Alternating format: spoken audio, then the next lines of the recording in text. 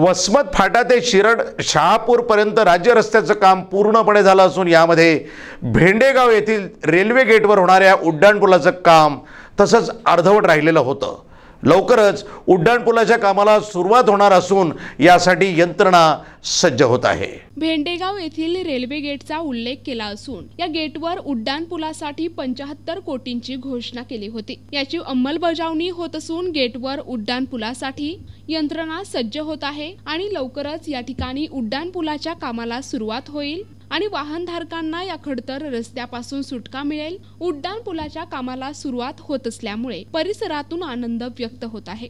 प्रतिनिधी नंदू परदेशी, NTV news Marathi, Vasmat, Hingoli.